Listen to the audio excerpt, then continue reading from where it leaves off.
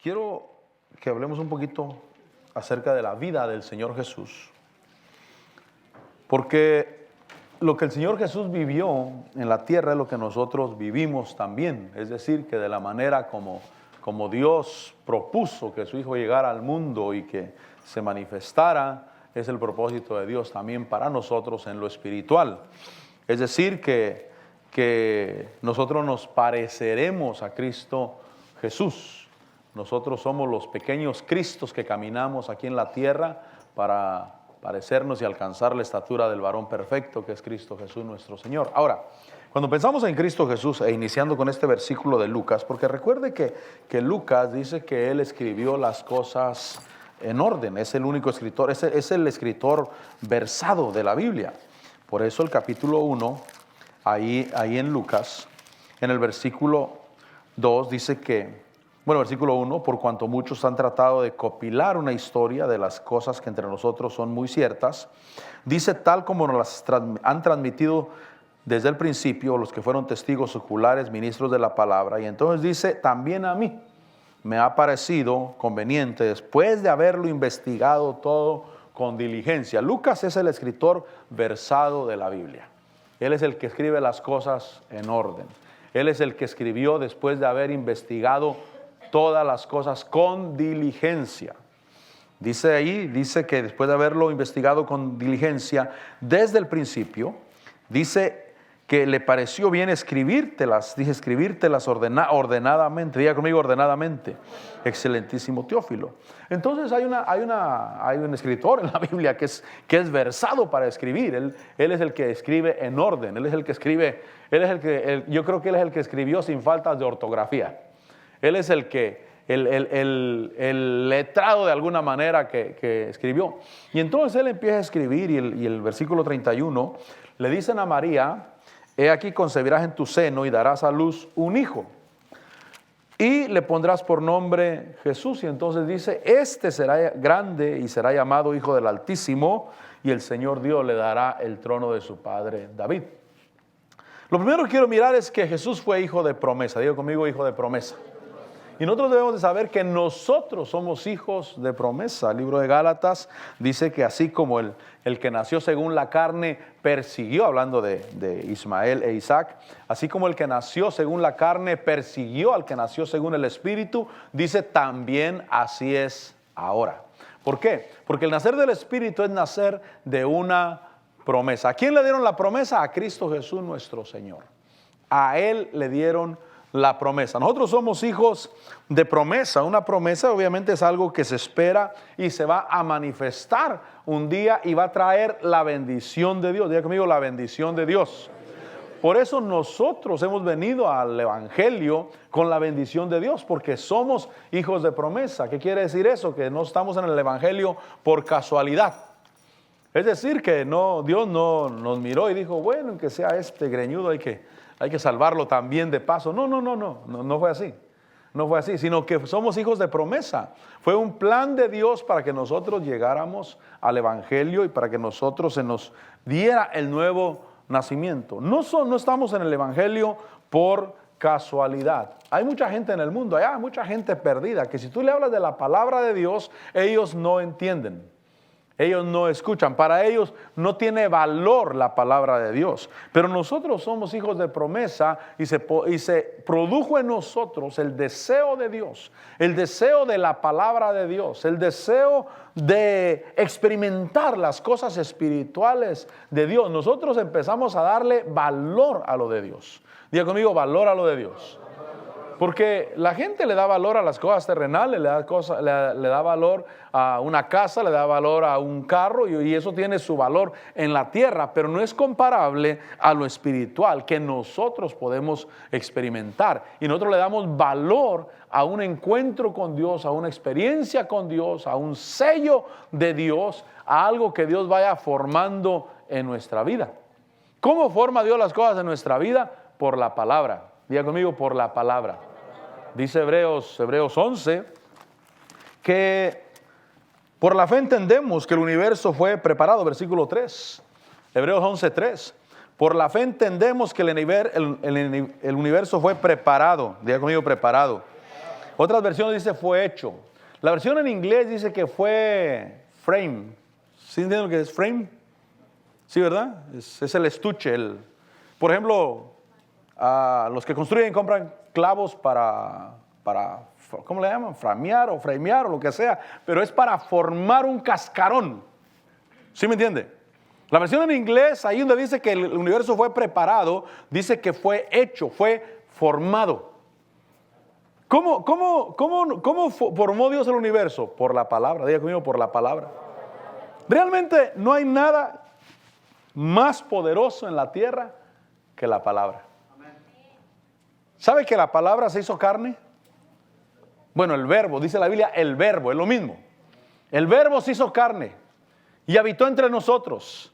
Y vimos su gloria, gloria como la del Padre, gloria como la del unigénito de Dios. O la palabra se hizo carne, la palabra habitó entre nosotros. No hay nada más poderoso que la palabra de Dios en la tierra y es lo que forma. Por eso, si yo rechazo la palabra, me pierdo el que Dios forme dentro de mí, a pesar de haber sido hecho hijo de promesa.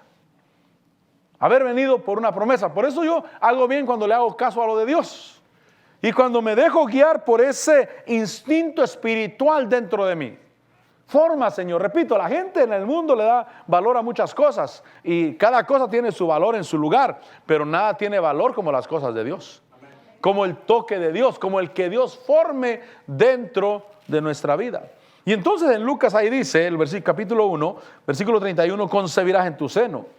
Darás a luz un hijo. Le pondrás por nombre Jesús. Dice, este será grande y será llamado Hijo del Altísimo. Y el Señor Dios le dará el trono de su padre David. Hijos de promesa, no por casualidad. Por eso yo debo de acostumbrarme a comer la palabra de Dios. Porque la palabra de Dios es el alimento que Dios tiene para mí. Yo soy de una especie que su alimento es la palabra de Dios. Ese es el mejor alimento. Le puedo dar comida chatarra y no sé cuál va a ser el resultado, pero va a ser destrucción obviamente, porque si le doy a este ser espiritual comida chatarra va a ser una destrucción.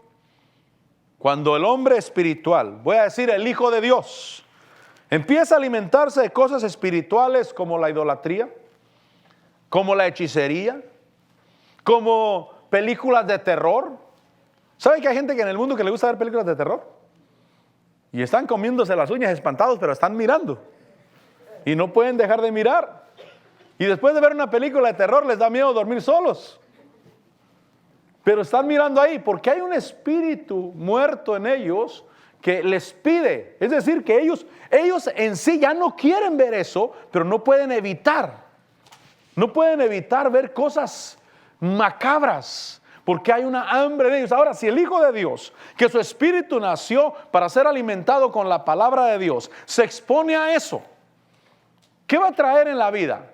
Miedos, temores, cosas graves. La persona va a empezar a padecer de sustos, y no solamente sustos nocturnos, sino a mediodía también. Es decir, que van a estar inquietos y van a preguntarse ¿por qué me pasa esto? Bueno, la respuesta es el alimento que le estás dando a tu espíritu que nació de Dios y que eres hijo de Dios por promesa de Dios. Por eso debo acostumbrarme a comer la palabra de Dios. Lo que Dios tiene para mí. El pueblo de Israel caminó en el desierto y ellos comieron el maná en el desierto. Y su vestido no se desgastó y su pie no se hinchó a causa del alimento que ellos comieron. Por eso comamos palabra de Dios. Somos hijos de promesa. Somos hechos para comer cierta clase de alimento. El libro de Salmos dice que el pueblo de Israel pan de ángeles comió. Alimento de ángeles comió el pueblo de Israel en el desierto. Ese alimento espiritual que Dios tiene para sus hijos es un alimento seleccionado. Es un alimento que te va a dar fuerzas. Es un alimento que te va a mantener con gozo. Es un alimento que te va a mantener con paz. Es un alimento que te va a mantener con vida de Dios dentro de ti. Vida de Dios. ¿Por qué? Porque es a causa del alimento que estamos consumiendo en la tierra o que le estamos dando a nuestro espíritu. Ahora, como dijo un predicador, a veces al cuerpo le damos 3 comidas completas por día y solamente un snack por semana al espíritu. Dios quiere que comamos bien, espiritualmente. Y físicamente también, pero espiritualmente Dios quiere que comamos bien. Ahora, sigue diciendo ahí que a causa de esa promesa, Dios le dará el trono de su padre David. El capítulo 2, versículo 25, encontramos que además de haber nacido de promesa, también le dan una palabra profética. Diga conmigo, palabra profética. Dice versículo 25. Había en Jerusalén un hombre que se llamaba Simeón. Y este hombre justo y piadoso esperaba la consolación de Israel y el Espíritu Santo estaba sobre él. Este hombre tenía tres cosas. Una, era justo. Lo segundo, era piadoso, iba a una vida piadosa. Y lo tercero, esperaba la consolación de Israel. Esas tres cosas lo llevaron a la cuarta cosa. Dice que el Espíritu Santo estaba sobre él. Y el Espíritu le había revelado que no vería la muerte sin antes ver al Cristo del Señor. Movido por el Espíritu fue al templo cuando los padres del niño Jesús le trajeron para cumplir por el rito de la ley. Tomó al niño en sus brazos, bendijo a Dios y dijo: ahora, Señor, permite que tu siervo se vaya en paz conforme a tu palabra, porque han visto mis ojos tu salvación, la cual has preparado en presencia de todos los pueblos, luz de revelación a los gentiles y gloria de tu pueblo Israel. La segunda cosa es una palabra profética. Cuando tú te convertiste al Evangelio y naciste de nuevo, Dios te empezó a hablar. Y te empezó a hablar fuertemente. Estoy hablando fuertemente. Es cuando escuchabas a Dios, hermano.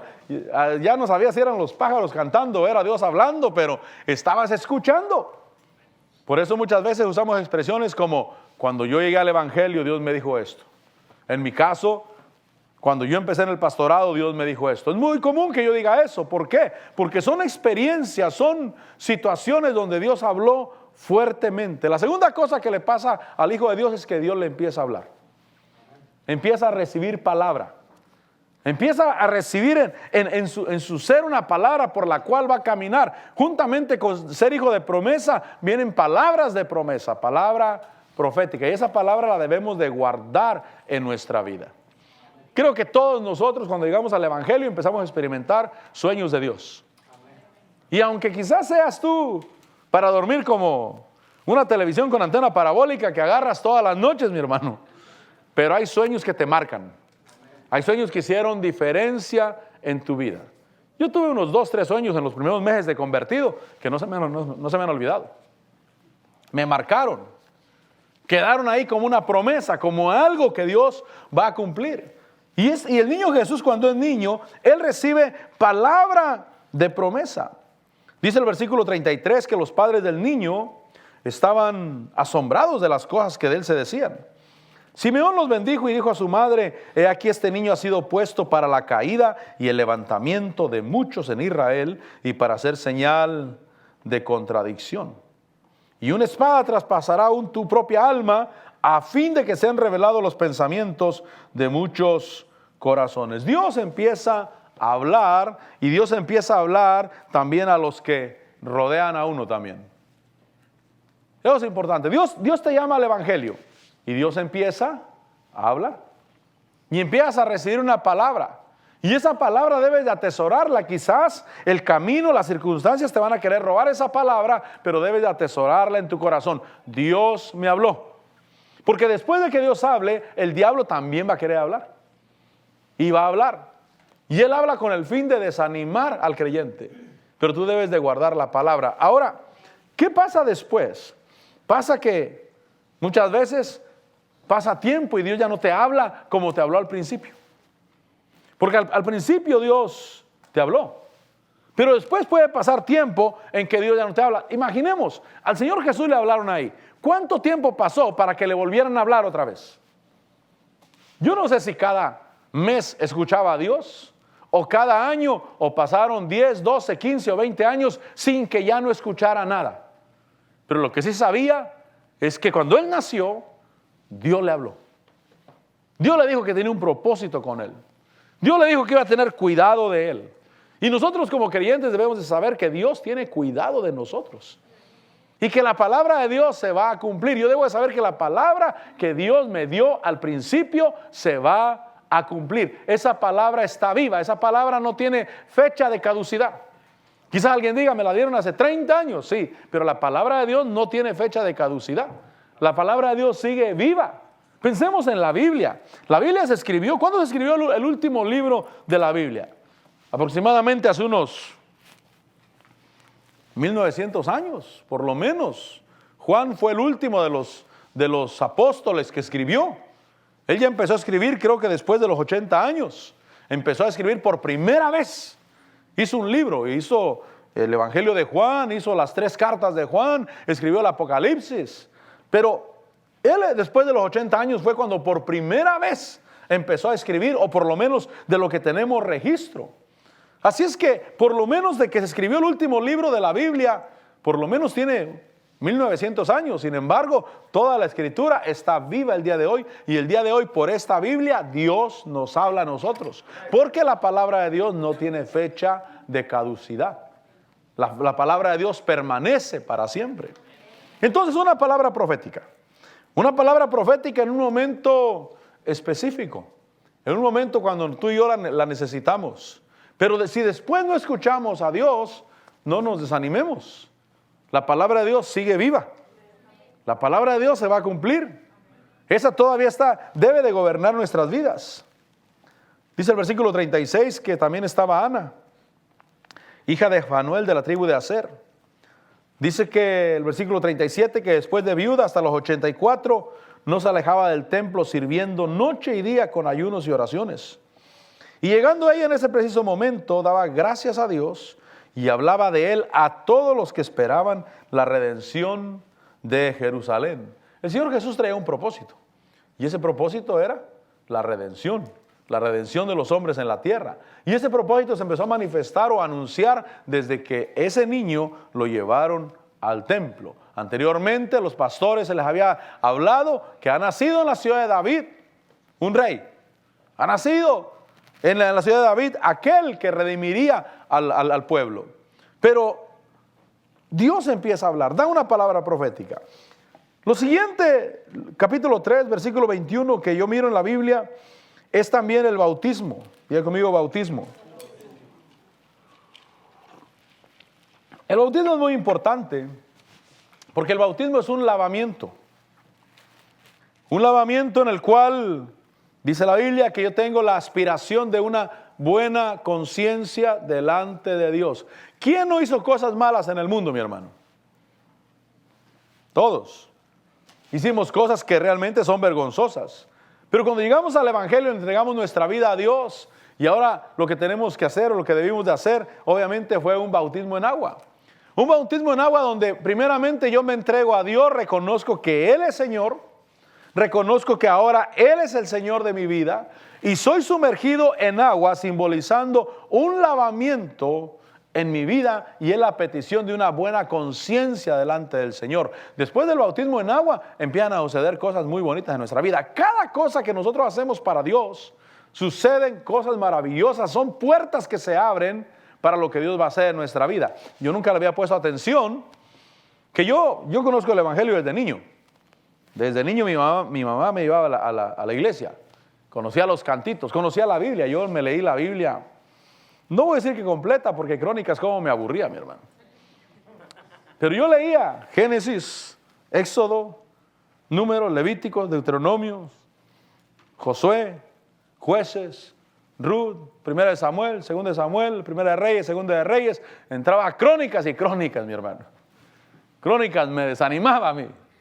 Me lo saltaba, a veces le daba hasta donde podía, después me lo saltaba, pero yo me leía prácticamente toda la Biblia. Quizás el único libro que no me terminaba era Crónicas, y estoy hablando de los 8 años de edad, estoy hablando de los 9 años de edad.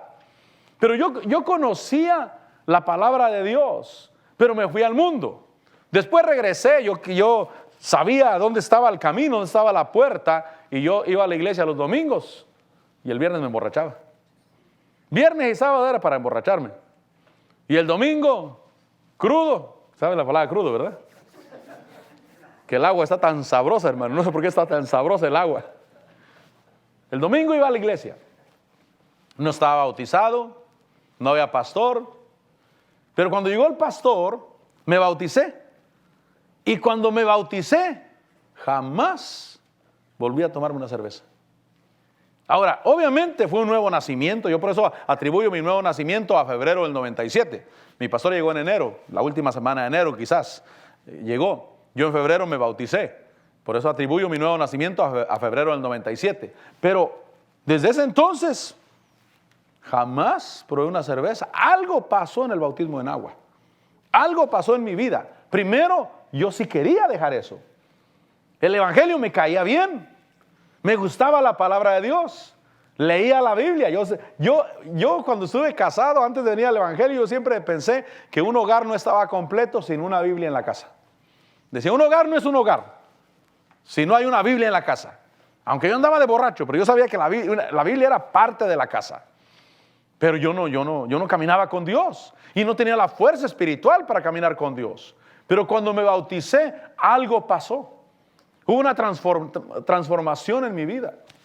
Después de eso, ahí también dice el versículo 21, que el Señor Jesús fue bautizado y mientras Él oraba, el cielo se abrió. Esto es lo maravilloso. Versículo 22, y el Espíritu Santo descendió sobre Él en forma corporal, como una paloma. Y vino una voz del cielo que decía, tú eres mi Hijo amado, en ti me he complacido. Entonces, después del bautismo en agua, también Dios tiene para nosotros bautismo del Espíritu Santo. Si el bautismo en agua es un lavamiento, que es una aspiración de una buena conciencia delante de Dios, el bautismo del Espíritu Santo, mi hermano, nos limpia espiritualmente. Uno ahora está en la facultad de caminar en los dones espirituales porque ha venido una limpieza de parte de Dios a nuestra vida. El bautismo del Espíritu Santo se necesita porque es la puerta para los dones espirituales. Esa es la manera como nosotros entramos y empezamos a experimentar dones espirituales en nuestra vida, dones de hablar en lenguas, dones de profecía. Empezamos a discernir aún más lo espiritual. Es importante discernir lo espiritual, porque si no discierno lo espiritual, voy a perderme bendiciones. Pero Dios quiere que yo tenga los sentidos abiertos a lo espiritual, y el bautismo del Espíritu Santo es importante, porque Él, repito, es la puerta a los dones espirituales. Dice Pablo que en los dones espirituales, nadie que hablando por el Espíritu puede decir Jesús es anatema. Y nadie sin el Espíritu puede confesar que Jesús es el Señor, solamente por el Espíritu. Pero está hablando de los dones espirituales, porque literalmente, físicamente, todos pueden decir Jesús es el Señor o que Jesús es anatema, pero está diciendo nadie que hablando por el Espíritu, es decir, en la función del don espiritual. ¿Cómo reconozco yo que el don realmente es de Dios? Es porque está dándole gloria a Dios y está edificando la vida del pueblo de Dios. Esa es parte de discernir los dones espirituales, pero uno afina los sentidos espirituales a través del bautismo del Espíritu Santo. Y entonces el Señor Jesús también fue bautizado en agua y fue bautizado en el Espíritu Santo. Es decir, que el Espíritu Santo vino sobre Él. Diga conmigo, vino sobre Él. Porque el nuevo nacimiento es que el Espíritu Santo viene dentro de ti. Algo pasa dentro de ti. Pero el bautismo del Espíritu Santo, el Espíritu Santo no solo viene dentro de ti, sino que viene sobre ti. Y recibiréis poder cuando el Espíritu Santo venga sobre vosotros. Y a eso se le llama poder. Diga conmigo, poder. Y entonces empezamos a caminar con palabra de Dios en nuestra boca, pero con palabra de Dios que es efectiva, que hace la obra en las vidas, en los corazones. La palabra de Dios que ahora sale de nuestra vida lleva un propósito, obviamente, pero es efectiva al corazón que llega, pero porque el Espíritu Santo está sobre nosotros. Es como una nube que está sobre nosotros donde quiera que vamos. Por eso el bautismo del Espíritu Santo es el Espíritu sobre nosotros. El nuevo nacimiento es el Espíritu Santo dentro de nosotros. Es un nuevo nacimiento. Sopló el Señor Jesús sobre los discípulos y les dijo recibir el Espíritu Santo. Ellos nacieron de nuevo. Pero el bautismo del Espíritu Santo es venir sobre la persona. Ese es poder. En el Antiguo Testamento el Espíritu Santo venía sobre las personas, pero se iba. Y no eran nacidos de nuevo, El Espíritu Santo vino sobre Gedeón. El Espíritu Santo vino sobre Saúl y profetizó con los profetas. Porque el Espíritu Santo viene sobre la persona. Entonces yo debo de anhelar que ese Espíritu venga sobre mi vida y decirle, Señor, yo nací de promesa, Señor. Yo tengo palabra profética sobre mi vida. A mí Dios me dio palabra. Cuando yo llegué al Evangelio, Dios me dio palabra. Cuando yo empecé en el ministerio, Dios me dio palabra. Yo tengo esa palabra, pero también necesito ese poder sobre mi vida, caminar con ese poder sobre mi vida. Ahora, en el capítulo 2, un capítulo atrás,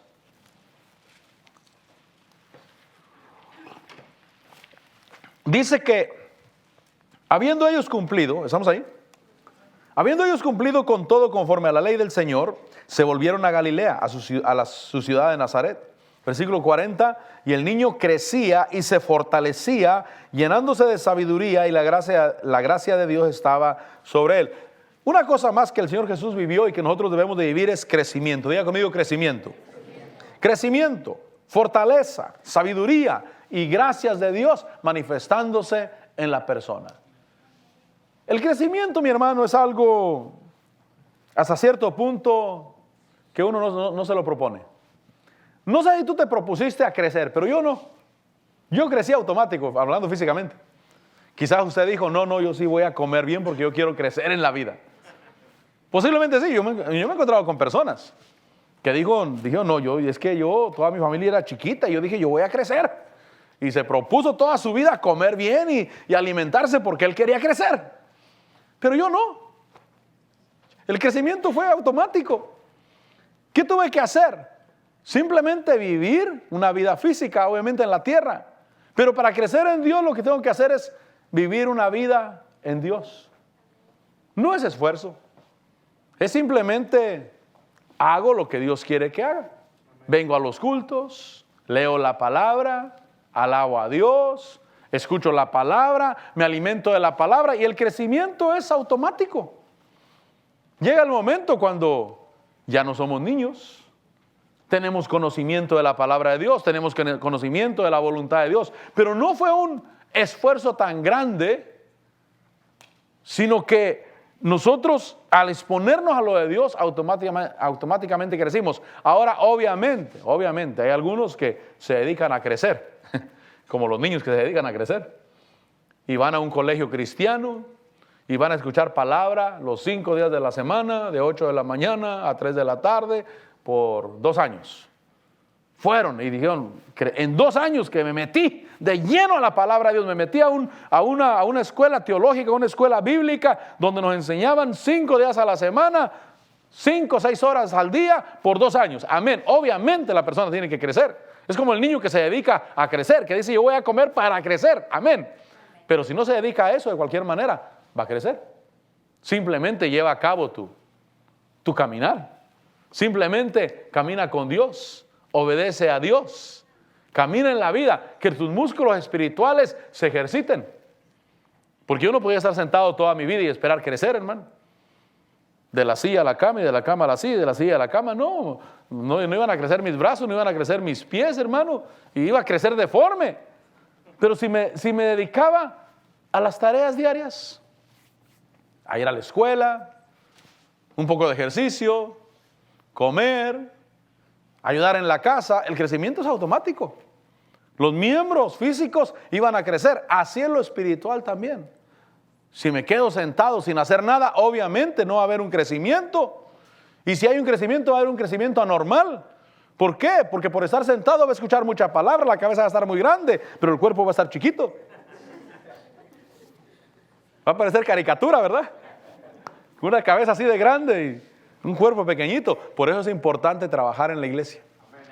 Es por eso importante trabajar en la obra de Dios. Porque no solamente estoy comiendo, sino que estoy ejercitándome espiritualmente. Porque si no, la cabeza me va a crecer de más. La cabeza va a crecer, pero el cuerpo...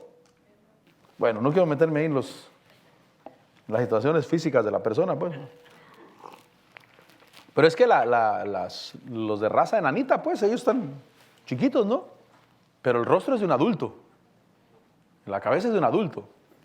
Si nomás le miráramos el puro rostro, no miraríamos la diferencia con otra persona de estatura que nosotros llamamos de estatura normal, porque esa es su estatura pequeña, pero la cabeza, bueno, dejemos ese asunto ahí, pero crecer, diga conmigo crecer. Yo debo de saber que debo de crecer.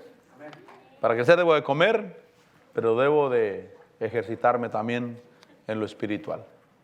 Y en lo espiritual, o en el ejercicio espiritual, yo conozco mis deficiencias, pero puedo vencer mis deficiencias. Puedo hacer que los músculos espirituales crezcan. Y lo que para otro puede ser difícil, yo quiero que para mí sea normal. Normal. Ahora, dice el versículo 46. Aconteció que después de 3 días le hallaron en el templo, versículo 46. Después de 3 días le hallaron en el templo, sentado en medio de los maestros, escuchándolos y haciéndoles preguntas. Todos los que le oían estaban asombrados de su entendimiento y de sus respuestas.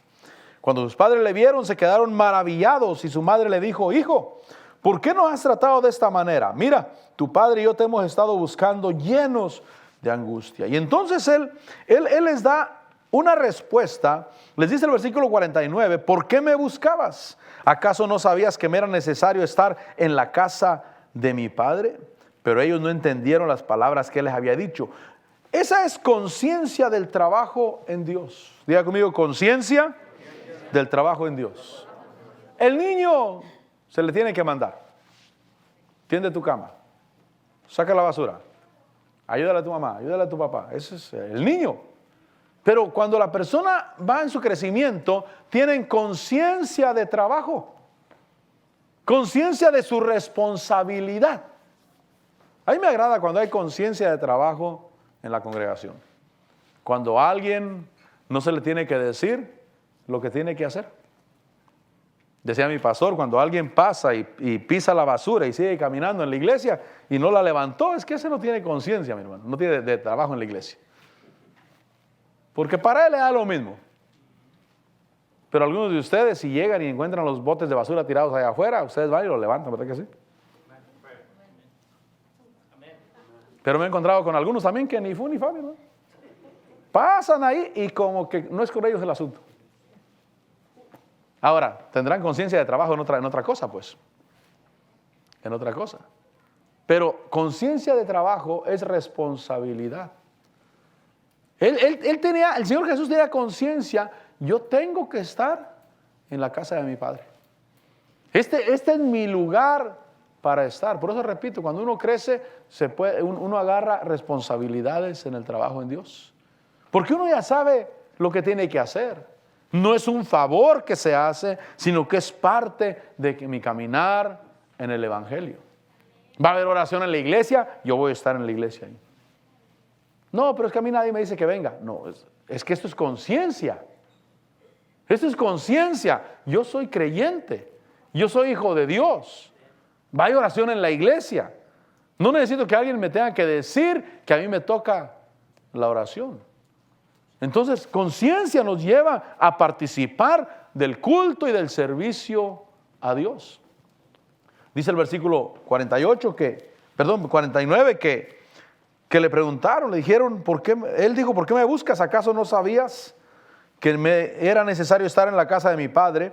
Pero ellos no entendieron las palabras que él les había dicho. Entonces es una conciencia que no todos la saben, porque él dijo, ¿acaso no saben? Es una conciencia que no todos la saben y es una conciencia que no todos la entienden. Pero si tú la entiendes, te felicito. Porque nadie te trajo a la fuerza a la iglesia el día de hoy. Eso espero, pues. Espero que tu esposa no te haya amenazado, pues. O tu esposo, ¿verdad? Espero que hayas venido por tu propia voluntad. Porque uno sabe dónde debo de estar. Pero algunos no entienden. Algunos no saben. Dice que ellos no entendieron de qué les hablaba. ¿De qué está hablando? ¿Cómo que en la casa de su padre tiene que estar? ¿Qué tiene que estar haciendo ahí? Pero la conciencia de lo que debo hacer en Dios. Conciencia del trabajo en Dios. Dice el versículo 51, que descendió con ellos y vino a Nazaret. Y continuó sujeto a ellos. Y dice que su madre atesoraba estas cosas en su corazón. Entonces, hay un tiempo de estar sujeto. Hay un tiempo de crecer, pero hay un tiempo de sujeción. Diga conmigo, de sujeción. Cuando yo empecé de pastor, yo tuve algunos conflictos, no solamente externos, sino internos también.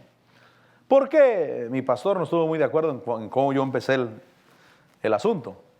Primero me dijo que sí, después me dijo que no, y después nos separamos en decisión de lo que se iba a hacer. Entonces yo tenía un conflicto interno, porque yo nunca desobedeciendo a mi pastor.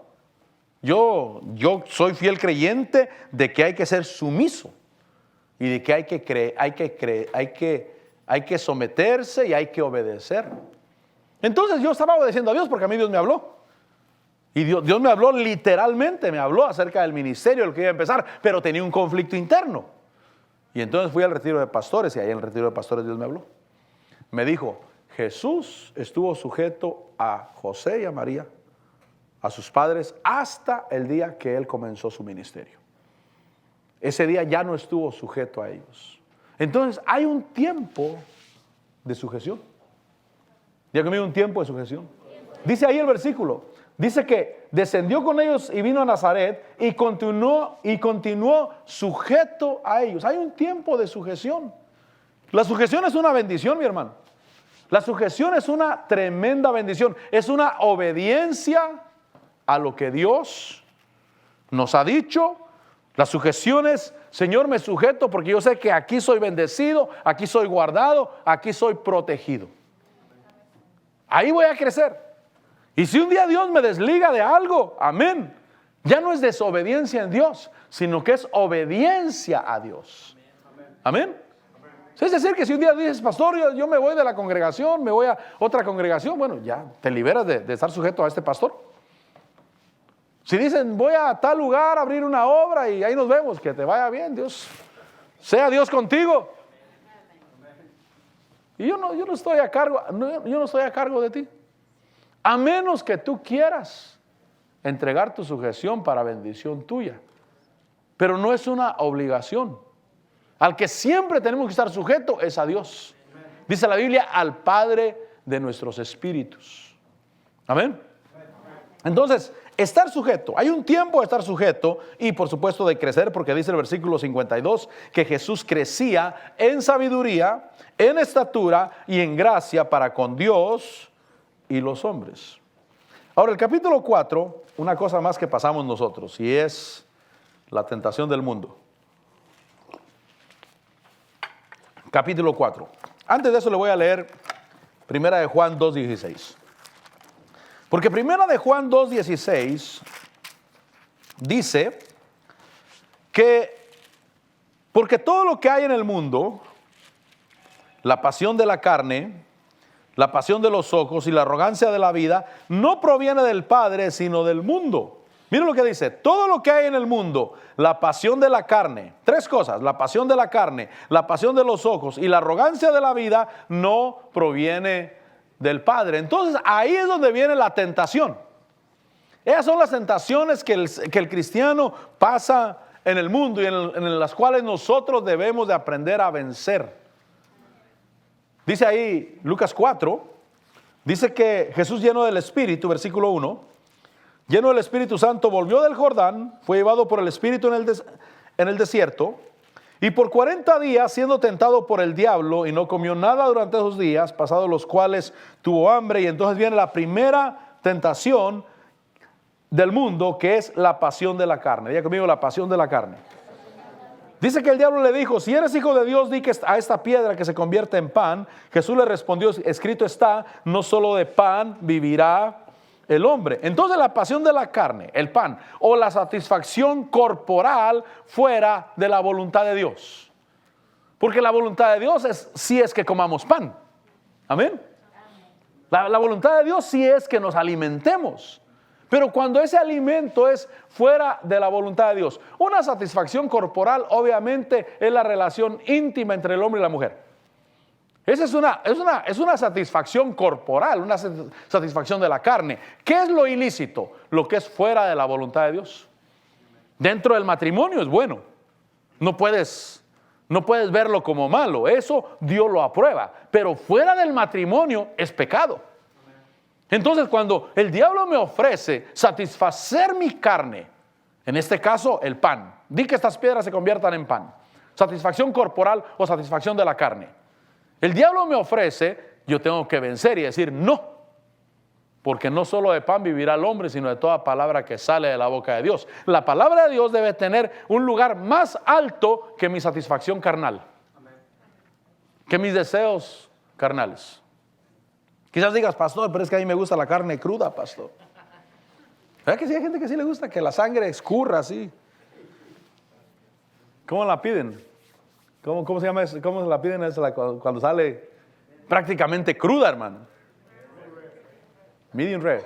Ok. Mediano raro, ¿no? No sé qué es eso.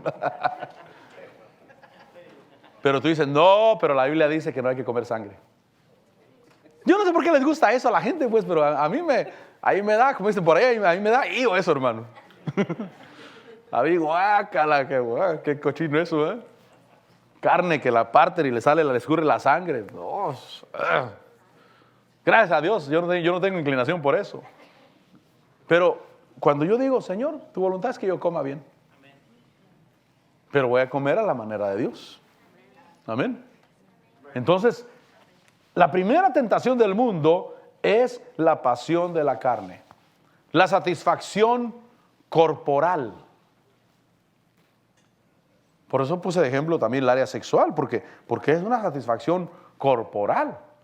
Ahora, está lo lícito y está lo ilícito. Y con lo lícito Dios dice, esto yo lo preparé para ti. Pero lo ilícito me debo de apartar y ahí debo de vencer. La segunda cosa, dice el versículo 3, que el diablo le dijo, versículo 5, llevándolo a una altura, el diablo le mostró en un instante todos los reinos del mundo. Y el diablo le dijo, todo este dominio y su gloria te daré, pues a mí me ha sido entregada y a quien quiero se la doy. Y entonces ahí está la pasión de los ojos. Dice que el diablo le mostró. La pasión de los ojos es la satisfacción ocular, es la satisfacción de lo que puedo ver o me puedo deleitar en ver aún como propio, pero sin adorar a Dios. Porque el diablo le dijo, versículo 7, por tanto si te postras delante de mí, todo será tuyo. Pero respondiendo Jesús le dijo, escrito está, al Señor tu Dios adorarás y a Él solo servirás. La pasión de los ojos le mostró que sus ojos se deleitaran en la gloria de los reinos del mundo. Mira, todo esto va a ser tuyo.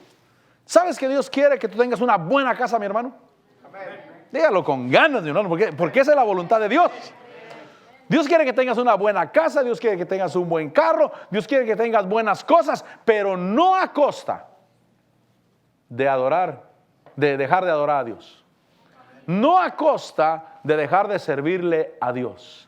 Porque el diablo le ofreció, mira, estos reinos del mundo te daré. Usted sabe que el Señor Jesús es el heredero de todas las cosas. O sea, los reinos del mundo son para Él.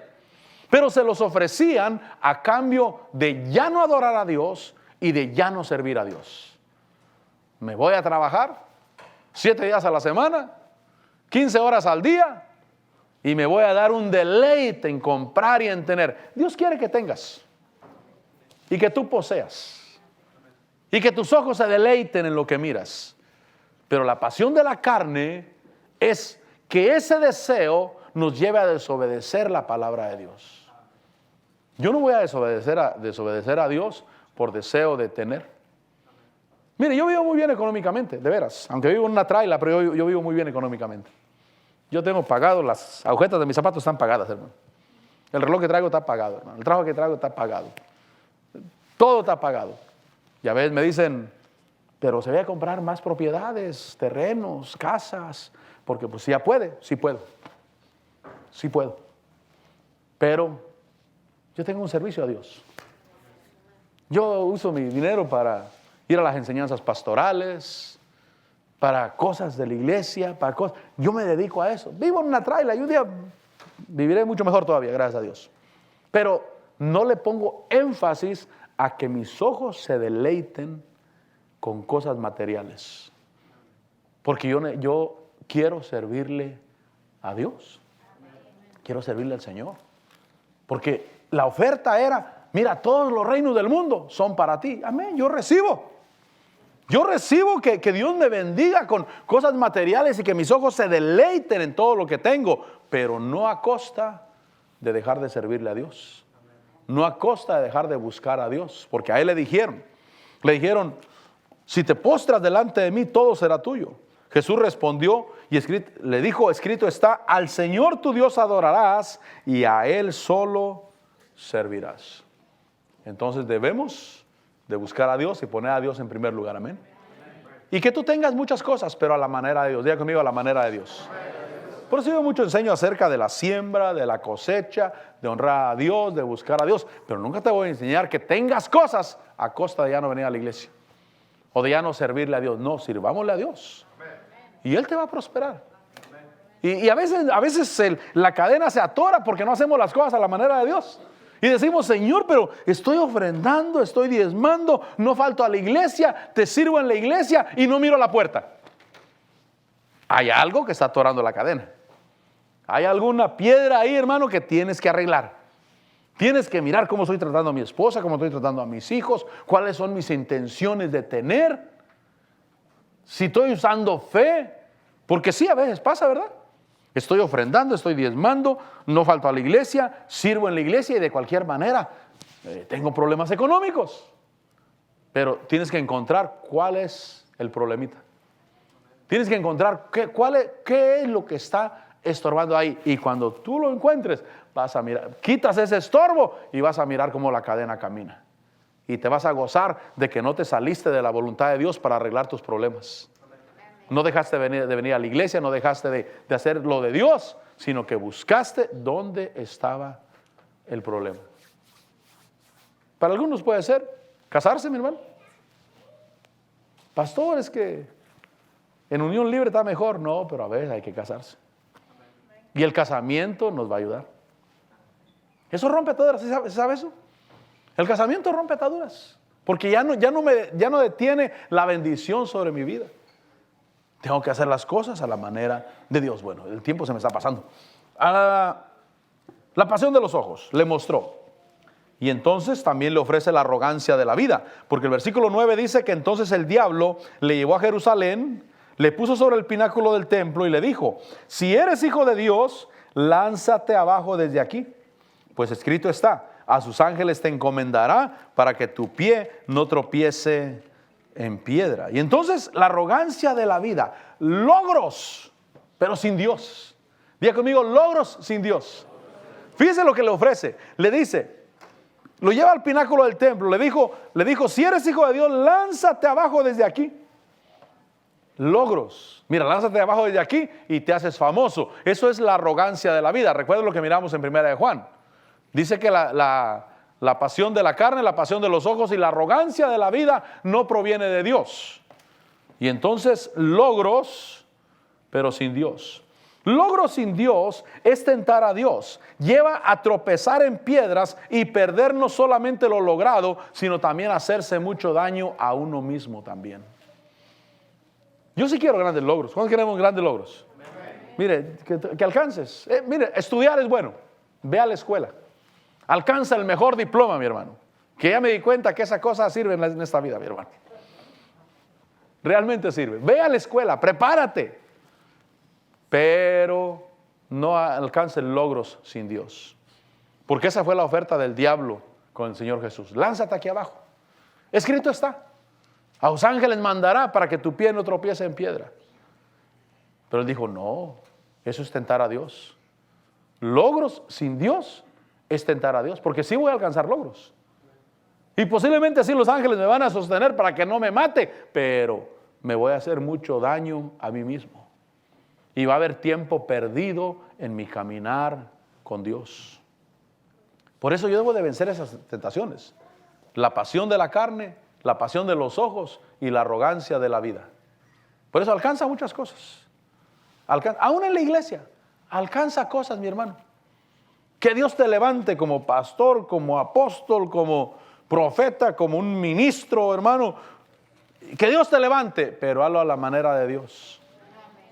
porque si no vas a perder y te vas a traspasar de muchos dolores por no hacer las cosas a la manera de Dios. No me voy a poner a tentar a Dios. Mejor el Señor, guíame tú. Bueno, sigamos. Versículo 14. Dice que después de la tentación, diga conmigo, después de la tentación. Después de la tentación, dice el versículo 14, que Jesús regresó a Galilea en el poder del Espíritu.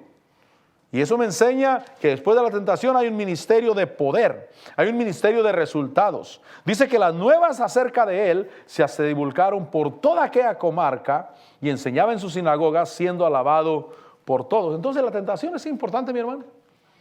Cuando tú vences en la tentación, la pasión de la carne, la satisfacción carnal, corporal, la pasión de los ojos, lo que tus ojos desean ver y tener. La arrogancia de la vida, los logros. Amén, logros, pero sin Dios. Estoy tentando a Dios y estoy propenso a tropezar en piedra.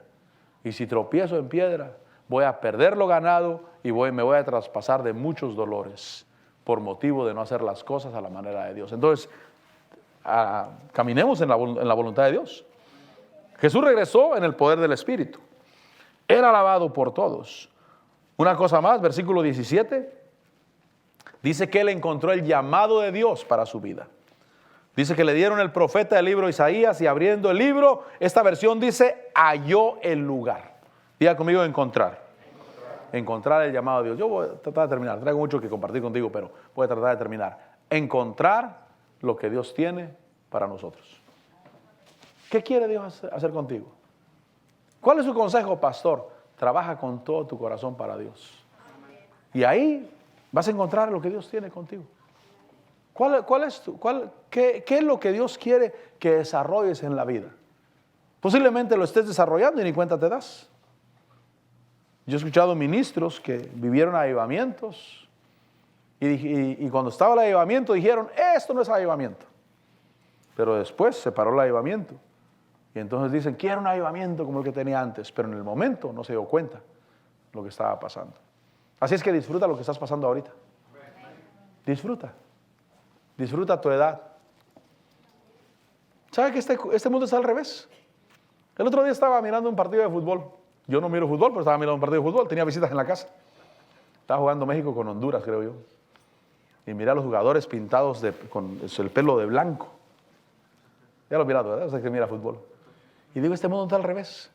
Los que tienen el pelo negro se lo pintan de blanco y los que los tenemos blanco nos los pintamos de negro. Este mundo está al revés, mi hermano. Recuerdo que el pastor Frank Moreno una vez le dijo al hermano Tony, le dijo, pelón falso. Le dijo, no. Es que el pastor Frank Moreno estaba pelón, pues él no tiene pelo, pues. Entonces él estaba pelón por naturaleza. Pero el hermano Tony, como lo miró sin pelo, le dijo, pelón falso, le dijo. Porque él sí tiene, pero no se lo deja crecer. Este mundo está al revés, mi hermano. Este mundo está al revés.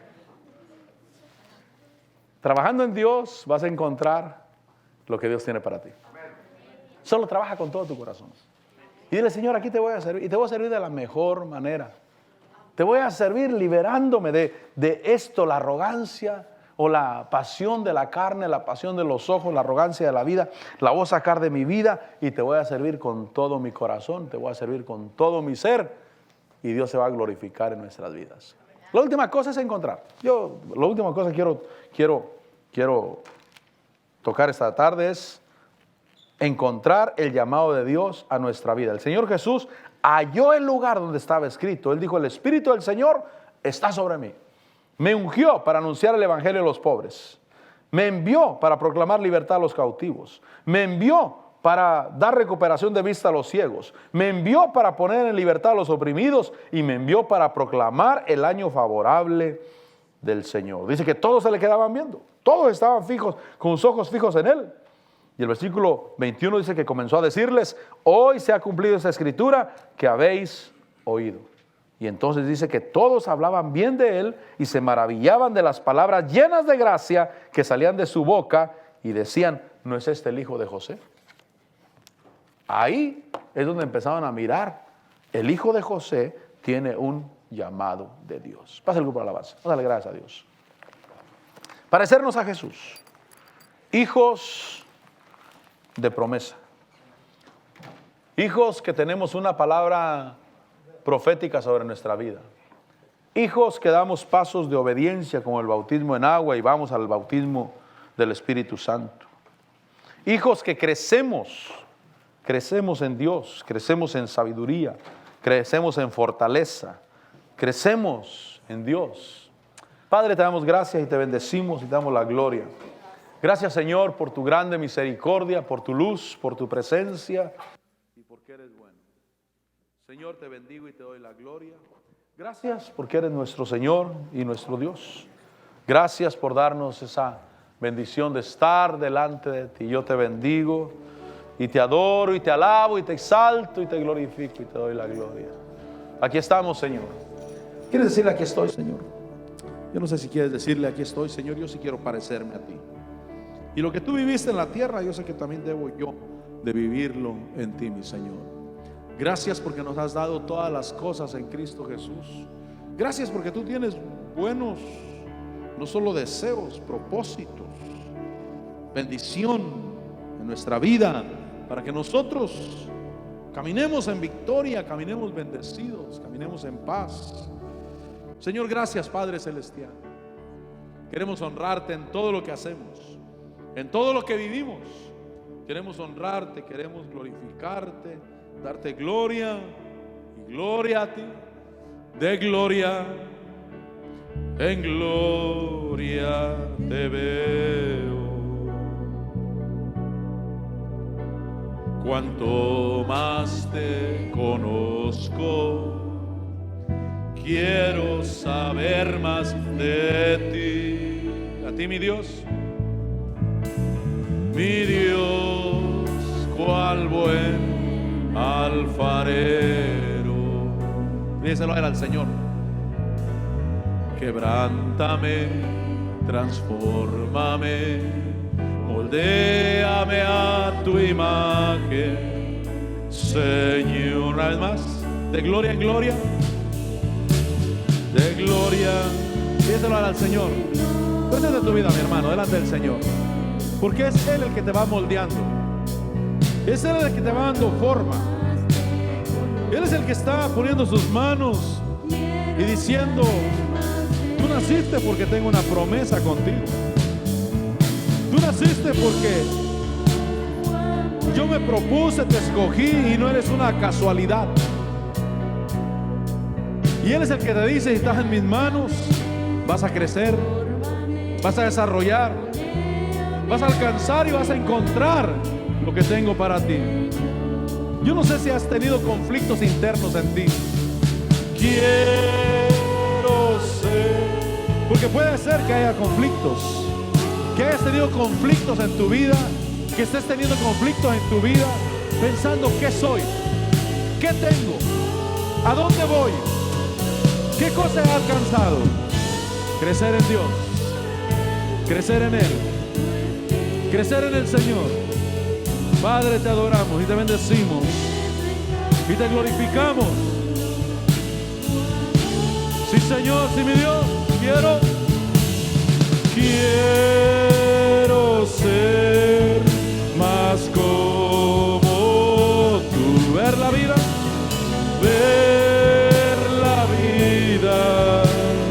como tú, saturarme de tu espíritu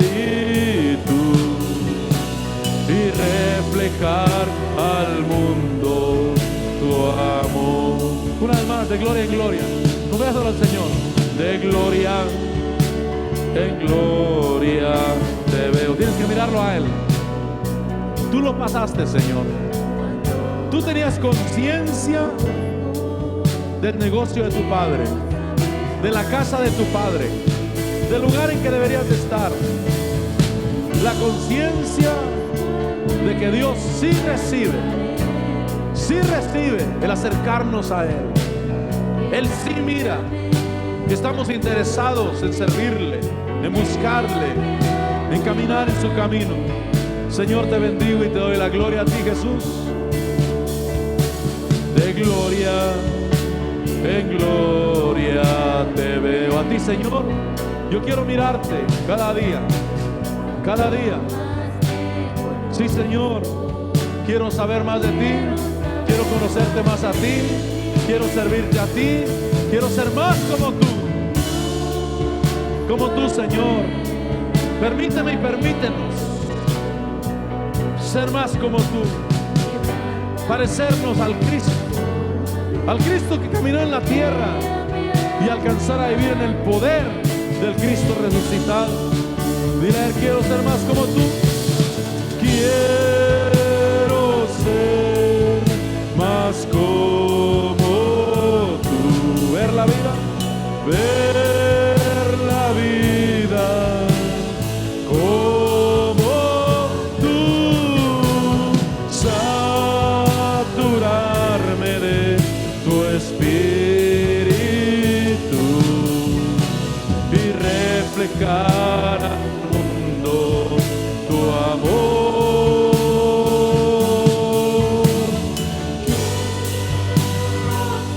Más como tú.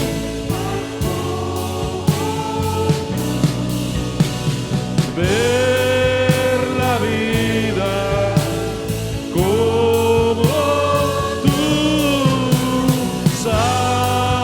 saturarme de tu espíritu y reflejar al mundo tu amor. Sí, Señor, y reflejar al mundo tu amor, mi Rey, mi Señor, y reflejar al mundo tu amor. Señor, que cada uno, Padre, cada uno anhelemos parecernos a ti, Señor Jesús. Que cada uno, Señor, busquemos caminar contigo, Señor, seguros de lo que somos. Somos hijos de promesa, no somos casualidad. Somos hijos tuyos, Señor, que tenemos el poder para crecer, para conocer y para parecernos a ti.